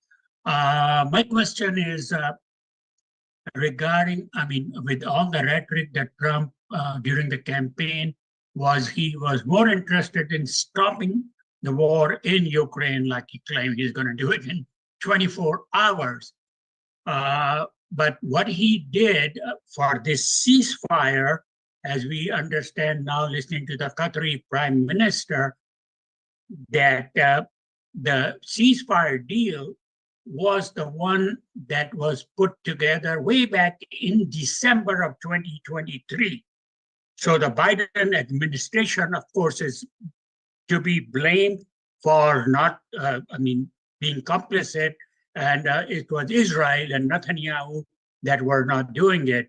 So I would like to have opinion of our panelists about what changed, and just Steve Witkoff's Trump sending him to Oman and then sending him to Tel Aviv. How did Trump decide to do so? He wanted to have this ceasefire day before he inaugurates. So what is behind that? Where is he headed with that? Great, thank you so much. And then finally, we have Peggy Dobbins in this round. Peggy, you should be able to unmute yourself now.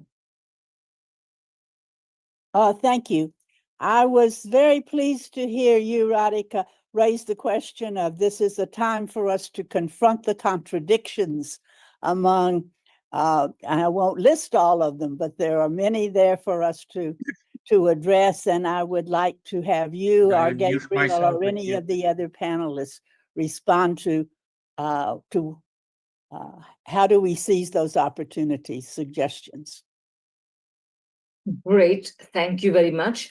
Quanta, I'm going to leave you there now. I think there might be one or two other hands up, so we'll take a small second round. But having done that, maybe we should just go to all the speakers, perhaps in the same order as they spoke. So beginning with Ramzy, if you would perhaps respond, Ramzy, to any and all of the questions you wish to respond to.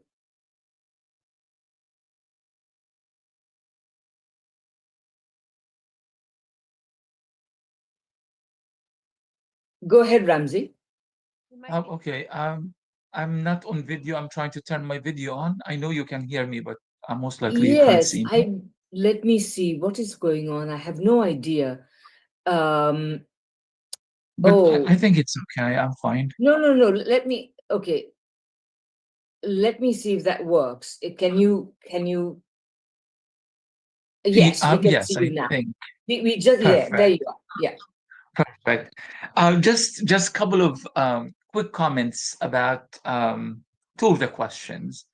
One about, I think Danny Yassine asked a question like Trump, why now, and the envoys and Oman and Tel Aviv. I think it has something to do.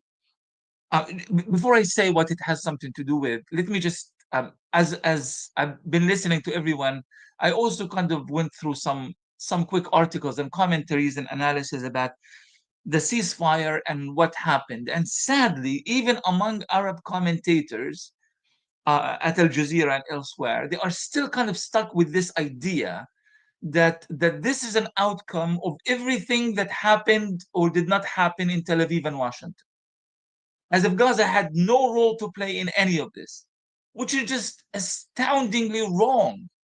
I mean, if Palestinians did not resist in Gaza, this whole thing would have been sorted out a long time ago. Israeli military vehicles would have been just roaming around Gaza, building settlements, resorts for soldiers, and Jared Kushner would have been in somewhere in northern Gaza as he wanted to build resorts because, as he said, the real estate is very good in that area. I mean, so this has everything to do with the Palestinians.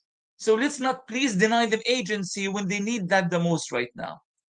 But as far as Trump's position on this, historically, American presidents do not like to inherit each other's wars. This is why we have these chapters in history where this is George W. Bush's war, the other Bush's war, Nixon's war, Kennedy's war, Obama's war, and so forth and so on. So naturally, Trump did not want to inherit a war that has particularly been a completely lost cause that cost Americans tens of billions of dollars, did not achieve any of their strategic or geopolitical goals whatsoever, created a major distraction when the Americans are trying, or the American empire is shifting its focus to the South China Sea and the Pacific region and all of that. And just for them, it's not a top priority. Again, this is a heartless businessman who likes to get, you know, some value for his money. And how the US government under Biden has given Israel tens of billions of dollars to get the job done. And the job, of course, entailed massacring or exterminating the Palestinian people, and still couldn't get the job done.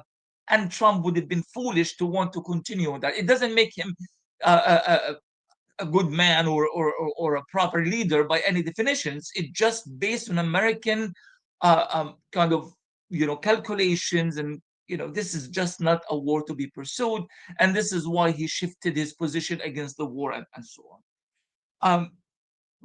Trump invests in what is known as maximum pressure. We all know that term, but it's a business term. It's like, it's about sanctions, starving people, breaking their economic backs. He's going to do that in Iran. He's going to try to do that in China, although he's going to miserably fail, because we know that China is capable of dealing and absorbing any economic pressure coming from the Americans. And it's the American economy that is actually vulnerable, not the Chinese economy, and so forth and so on. So this is what we are going to see from Trump: more sanctions, more pressure on enemy countries in the Middle East and beyond, as opposed to pursuing a war that is not going anywhere. The opportunities, very, very quickly about the opportunities. I was really happy to see Gabriel speaking earlier, because it was Gabriel that recommended the book Western Marxism. To me, I was watching him on YouTube a few months ago, and he recommended this very important book by Italian scholar Lozordo.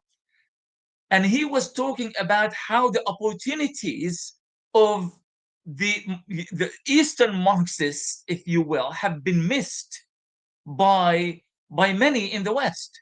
All the achievements of Vietnam, all the resistance, victories in various parts of Africa and Asia and South America have either been missed, completely neglected, relegated, or actually processed to be a negative thing, as far as the left and progressives in the West have done throughout the years. And I say this is a new opportunity. What happened in Gaza, what's happened in Palestine, in Lebanon, in Yemen, it's a new opportunity to show that, no, we can actually be victorious if you appreciate the significance, the historic significance of this moment, and build on it.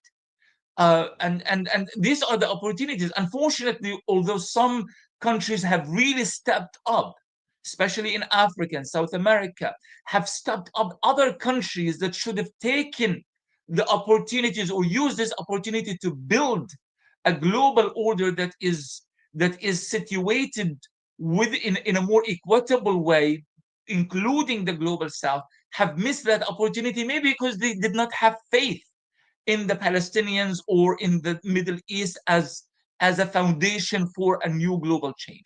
But I feel like the opportunity is still there. We just really need to understand it fully and to build on it for the future.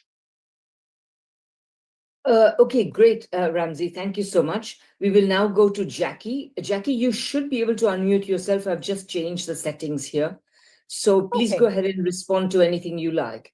By the way, including speakers are free to respond to each other as well. Ramzy, sorry, I hope you didn't miss out on that, since I didn't say that. But please feel free to come back in if you want. Yeah, thank you so much. And I hope you all can hear me well. Thank you, Ramzy, for your comments that you just made about Lozordo's book, Western Marxism, because of course that led me to immediately think of Walter Rodney's decolonial Marxism, and the focus on the application of Marxist theory on the continent, in the Caribbean, in the global South. And this is the point I think I was getting to in speaking about the solidarity we need to have our solidarity should be based upon who are the targets of US imperialism. I like to try to simplify things as much as possible for people, quite honestly, who are not leftists, who don't understand the language, who know nothing about Lenin, who don't know anything about Marx, or who might be afraid of socialism. So I present to them the contradiction. The main contradiction we are faced right now is not Donald Trump. The contradiction is imperialism. What is the answer to imperialism? It is some form of collectivism. You can call it Marxism, you can call it socialism, you call it whatever you want, but we have information, guidance, footprints, blueprints that help us get there. And we must seize upon that information, these sources, from people who have been historically the targets of US imperialism, of Western imperialism, and learn from them how they have applied these various aspects of the concept of Marxism, Leninism to their historical and material conditions. It is not that there is one framework that is a one-size-fits-all box, and everyone has to do the same thing to reach the Marxist utopia. That is the narrative that is presented usually by liberals, by petty bourgeois, by bourgeois liberals in this country as an argument against socialist systems. But it is what is best for you and your people in your historical and material context to ensure and guarantee people-centered human rights in the destruction of imperialist domination, as we are seeing in the AES, as we are seeing, and that is an incredibly important development in the history of the continent of Africa, considering how the colonization of Africa came about, which was another manifestation of imperialism. So for me, to answer the question specifically of the primary contradiction and how we achieve solidarity, the primary contradiction, as troublesome a figure as Trump may be, he is not the primary contradiction. The primary contradiction is imperialism and the undergirding dictatorship of finance capitalism. And the answer to that is solidarity with the people who are the targets of that system and its manifestations, and how we rebuild our societies once, as we are struggling against that system. It is these Marxist narratives or examples of struggle, successful struggle against previous iterations of imperialism that we get from these texts from Lusordo and Rodney and Sankara that are being emulated right now as we speak. We are not only living history, we are also making a new people's history. And I hope that is exciting to many people, as it is very nerve-wracking to be at this moment now when we can't see the future, but we know that we must take the next step to get there. So I hope that I have been able to convey that attitude of hope, and I really appreciate being on this panel with all of you. Sadly, I have to go, and I appreciate everything that everyone has contributed, because you have certainly renewed my hope for this moment as well. So thank you very much. Thank you so much, Jackie. I think that's a very important reminder, and hope in the future, when the International Manifesto Group tries to revive these other histories, that you will come and help us. Next will be Andrew Murray. Andrew, would you like to respond to any of the questions posed?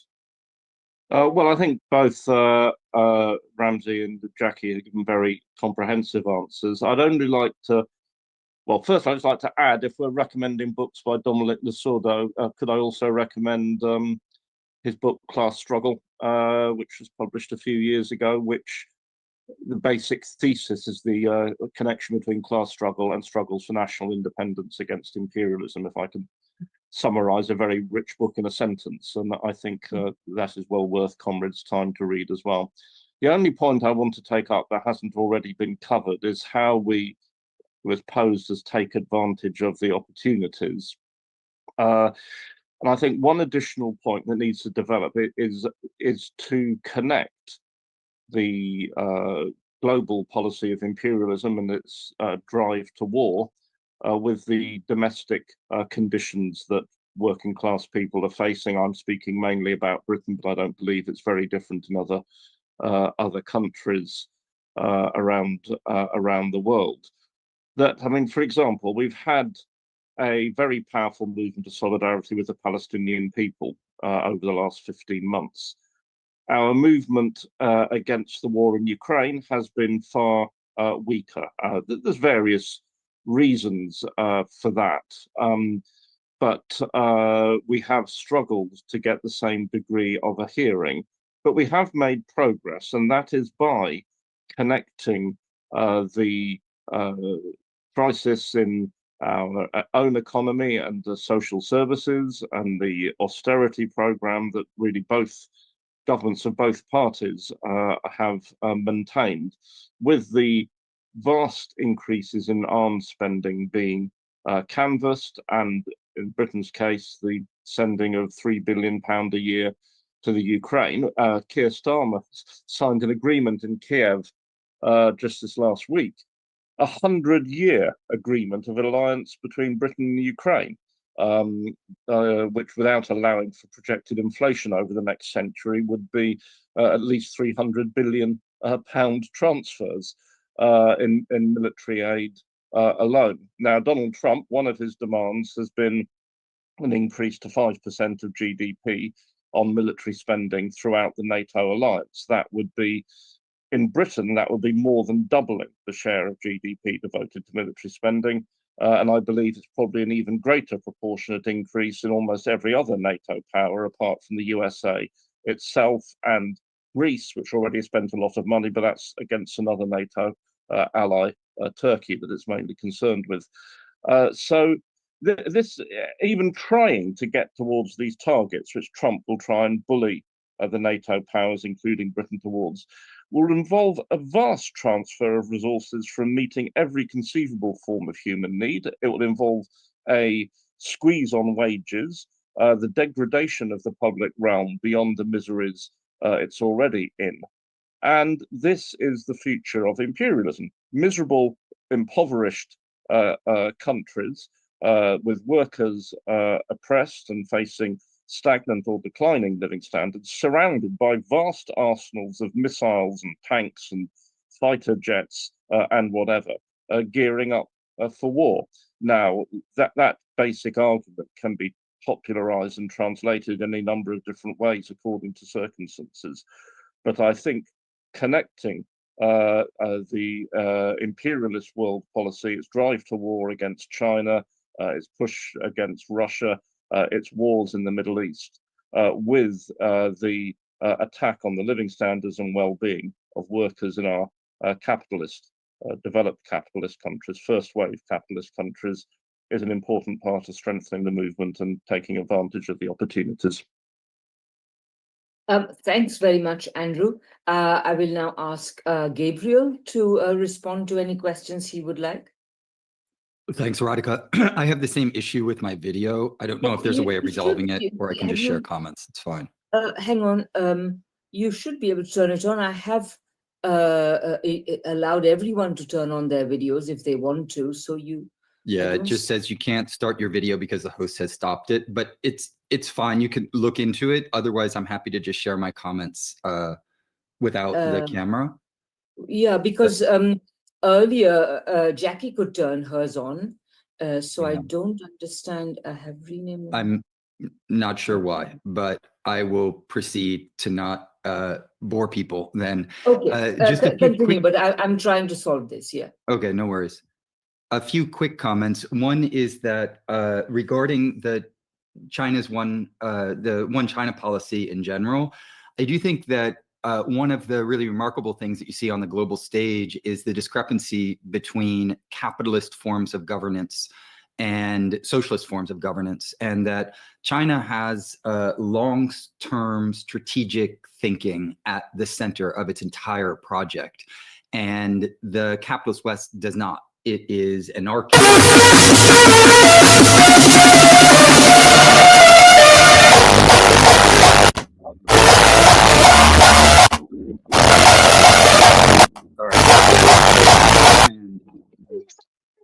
sorry, You're who doing was this that? on purpose.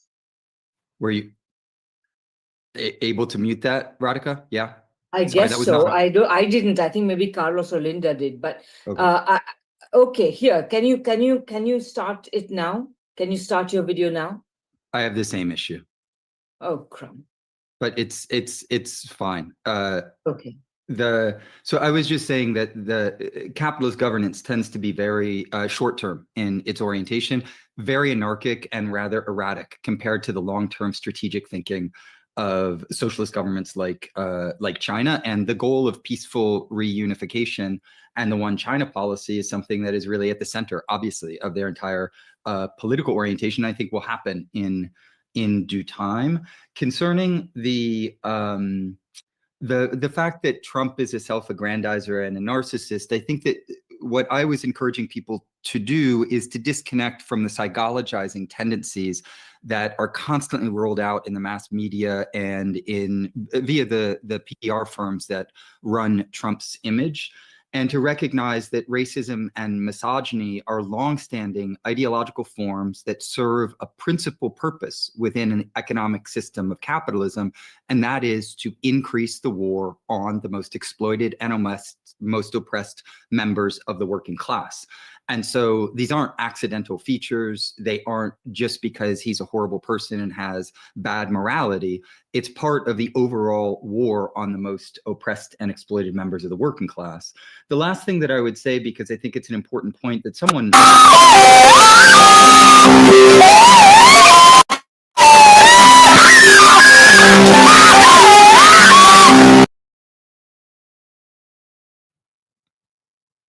my fan base apparently keeps sharing some of their musical choices. No, with but us. you are the only one who is about you and me are the only ones who are not muted. Yeah, it's I don't definitely know where not it's my coming music, from. definitely not coming Yeah. from mine. Anyway, I'll wrap this up quickly by saying that the contradictions that are apparent on the global stage are very important, and we have to take full advantage of them in order to move forward, meaning organizers and educators and cultural producers have an incredible opportunity, because it's clear that the facade of the US empire is cracking, and people are seeing through it in ways that they haven't, I think, in a very long time.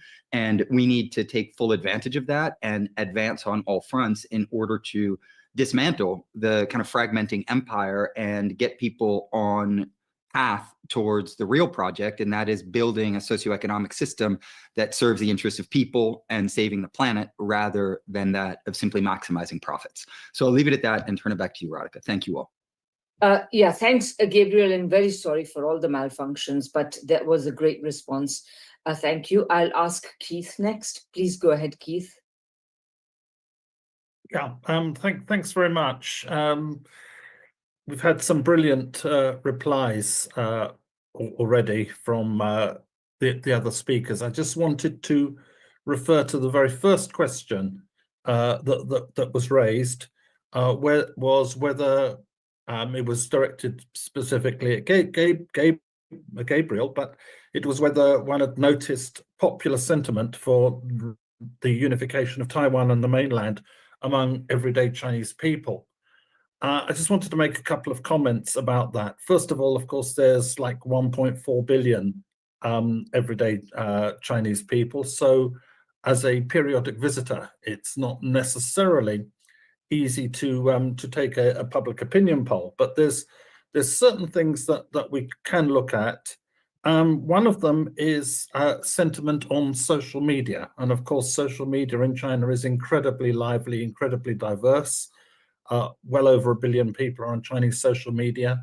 And it's a much more, it's in many ways a much more diverse and free place for discussion than social media in the West is increasingly becoming. And what one can say, if one looks at social media, is that the sentiment for reunification and a stridency, for want of a better word, to come immediately to mind in that is that actually, if anything, the Chinese government has to be a restraining influence on public opinion in China in terms of the degree of urgency and with which this goal would be pursued. I'd make I think a relevant comparison, because obviously there is a clear comparison anyway between the issues of Taiwan and Hong Kong, as other speakers have alluded to. But in the 1980s, when because the lease on the new territories in Hong Kong was going to expire in 1997, and 1997 was indeed the year when Hong Kong finally returned properly to China. But from the 1980s, the process of negotiations began between Britain and China regarding the Hong Kong handover. Margaret Thatcher was the Prime Minister at the time that those negotiations were initiated. And her opening gambit, as she was flushed up from her success in the Malvinas War, her opening gambit was to go to Deng Xiaoping and suggest that the lease be renewed and British colonial rule in Hong Kong should continue. And that was, dismissed out of hand by Deng Xiaoping. There are various amusing anecdotes about how it was received, which there aren't time to go into now. But one very important thing that Deng Xiaoping said was that if China agreed to extend the lease over Hong Kong beyond 1997, then we would, he said, be no better than the Qing dynasty. The Chinese people would not tolerate it, and we would have no alternative other than to step down from office. And I think that was an accurate reflection by Deng Xiaoping of the question of reunification as it related to Hong Kong. And I don't think that there's any reason to suspect that it doesn't apply at least equally, if not more so, to the question of Taiwan. I think it's very important to note that people-to-people links between the mainland and Taiwan, whatever the state of the political relationship, people-to-people links between the mainland and Taiwan continue to thrive. Hundreds of thousands of Taiwan people, young people in particular, live, work, study, own businesses, run businesses, work in businesses on the mainland. And I remember about a year and a bit ago being in Fujian province, and which faces Taiwan across the straits, and people there saying to me that the people on the other side of the Taiwan Straits, they're our family members. We speak the same dialect. We like the same kind of regional food dishes, and so on. And I think that's that's a very commonplace sentiment. And finally, I think it was yesterday's Financial Times. It's interesting that they should have opened up on TikTok and Taiwan when the US thing is at its present state. But there was a big feature in the Financial Times saying that TikTok was considered very dangerous in Taiwan because it was influencing young people in Taiwan to take a more favorable view of the mainland. So I'd just like to offer those points and also endorse what all the other speakers have said. Thanks. Great, thank you, Keith. And Sarah, please go ahead if you would like to respond. Well, thank you, Radhika, and thank you again to International Manifesto. And there's all kinds of points I could respond to here, but I want to, just in closing, I guess at the end of this session, is to say, expect the unexpected, that US plans will not go according to how Trump expects. And I think this we know. Now, a great deal of his plan is all about tariffs. And it was shocking to me to see that even Canada said yesterday they will match US tariff for tariff. If tariffs come on them, they will do it from peanut butter to grains to every possible, and they've already drawn up a plan. That's a shock. So, and by the way, Mexico has said the same thing, along, of course, with China. So the idea that the US can, by diktat, just impose tariffs on the world, and that there'll be no response, there will be an immediate response from every country where the tariffs are imposed. Now, the tariffs are an attack on working people right here, because the raise in prices is felt, every supermarket, every shopping list right here. It's a damage to the economy here, but it does immediately benefit the corporate billionaires, because the prices that they pass on, the price raise of the tariffs, but it means that the corporate owners can raise every other price to match that. And that's a big boondoggle for the corporate owners, and it really will be felt here in extremely painful ways. In the same way, by the way, that the military budget is just passed on here by a constant looting of the social programs here. And we can see this in the lowering even of life expectancy and infant mortality, especially in the US.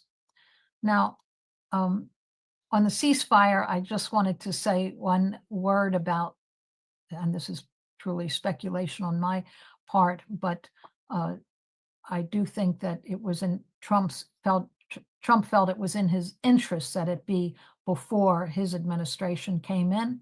It gives room for a second round, another round, and a blaming of Biden and so on. But if that's possible, because as we can see, Israel failed on every level, and that's not likely to turn around. So I think we should really, at this point, salute and know that there will be new attempts, but it's a big accomplishment that the resistance accomplished this much when they were told nothing less than their complete destruction would be acceptable, and that didn't happen. In terms of what Trump can expect in this new administration, I think what we can expect is that the US economy and every capitalist country in the world, and this is for the past 400 years, goes through cycles, goes through repressions and depressions every 7 to 10 years. And this happens inevitably. It's a very feature and characteristic of capitalist economies. And this will happen. There will be an economic collapse, and felt more strongly here because the way in which the US economy is walled off, and more likely that China on 100 ways, as they did in 2008, can ride it out. And as they did during the COVID downturn, it really went to the benefit of China, the Chinese economy, and it was able to really be enormous aid to the whole world at a very time of collapse in the capitalist world. I just wanted to comment on the idea that of Ukraine being around in 100 years. It's so typical of, I think, a British arrogance. They can more easily picture the end of the world than the end of their system, the end of their empire. And will Ukraine survive a year or even a month at this point? I think these are real questions. It's not a question of 100 years. There was someone on the chat, Michael Macadeo, who put on many chats attacking Venezuela over Guyana. I think this is another example of US disinformation, a whole US campaign. They have done everything from looting the entire Venezuelan economy, its treasury, its gold, its sanctions, and done everything they can to envenom relations with the surrounding countries. So in Guyana, yeah, they want to sign a deal with Guyana that will exclude and cut into Venezuela's access to oil. And Venezuela proposed a collaborative relation with Guyana and has proposed arbitration and negotiations for this. And it's the US and the oil corporations that are against it. So it's another example where solidarity is important, and we shouldn't allow within our ranks the constant disinformation and use of US propaganda, which is incessant. A final note on TikTok, which I do think is so interesting. There's just tens of thousands of people, myself included, who are signing on for Red Note, which is directly coming from the Chinese government. It's also a Chinese-owned app. So it does show a kind of, here in the US, even among young people who you think aren't political, their anger at the cutting of TikTok, their interest in what's happening in China, and they're going to find much more politics on Red Note than they ever found on TikTok. So it's an example of where the US thinks they can do one thing and it can have the opposite effect. So I do say expect the unexpected, expect the people of the world to increasingly respond together in ways that are cohesive, and expect a continuing erratic US attitude. So our hanging together and explaining issues is a real contribution that I think we can make. So that's it. That's great, Sarah. Thank you very much for reminding us of all the contradictions and the fact that the US is losing control, which is an altogether good thing, but it can also have lots of proximate bad effects. But I just want to say that, to apologize to Quanta and Jeffrey, we're already at nearly 11, an hour and 40 minutes. No, sorry, 2 hours and 20 minutes past our time. Thank you, Jeffrey. So I will not, I was going to allow you to ask questions and then have only ask those speakers who wanted to respond, but I think even the time for that is not there. So I hope you will join us another time and engage as you have. And again, apologies for that. Thanks to everyone for coming. And staying on here. Most of you have, despite the fact that we run well over time. Thanks to all the speakers. Thanks to all the co-sponsors who helped us to publicize this meeting. And please watch out for new webinars that are coming up in the near future. We are going to have one very soon on the Venezuelan elections, I think, and many others are planned. So please come and join us. With that, I will say goodbye and good night. Good night from me here in India, anyway. Bye-bye.